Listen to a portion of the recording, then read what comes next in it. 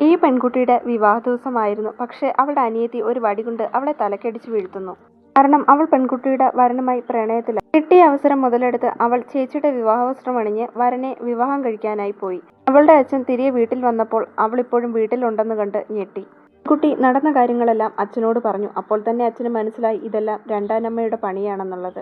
ചോദ്യം ചെയ്യൽ നേരിട്ടപ്പോൾ രണ്ടാനമ്മ ഒന്നും മറച്ചു വെച്ചു. എന്നാൽ കുടുംബത്തിന്റെ അഭിമാനം കാത്തുസൂക്ഷിക്കാൻ വേണ്ടിയിട്ട് വധുക്കളെ കൈമാറ്റം ചെയ്ത കാര്യം ഒരു കാരണവശാലും പുറംലോകം അറിയരുത്. അതുപോലെ തന്നെ ഇളയ സഹോദരിയുടെ വിവാഹം അംഗീകരിച്ചു കൊടുക്കുകയും ഈ പെൺകുട്ടിയെക്കുറിച്ച് വിവാദങ്ങളും ഉണ്ടാക്കി പറയണമെന്ന് അവൾ പറയുന്നു.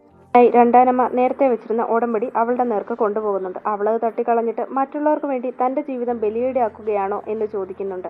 അവളുടെ അച്ഛനും അവൾ പറയുന്നതൊക്കെ ശരിവെച്ചു കൊടുക്കുന്നുണ്ട്. അത് അവൾക്ക് നന്നായി ആശ്വാസമേകുന്നുണ്ട്. എന്നിരുന്നാലും വിവാഹകാര്യത്തിൽ ഒരു തീരുമാനമായിരുന്നില്ല. അങ്ങനെ വിഷാദത്തിൽ മുങ്ങിത്താരുന്ന അവളുടെ അടുത്തേക്ക് ഒരു പുരുഷൻ എത്തുന്നു. അവളെ വിവാഹം കഴിക്കാൻ താല്പര്യമുണ്ടെന്ന് അയാൾ പരസ്യമായി പ്രഖ്യാപിക്കുന്നു. പെട്ടെന്നുള്ള ഈ വിവാഹാഭ്യർത്ഥന അവളെ അത്ഭുതപ്പെടുത്തി.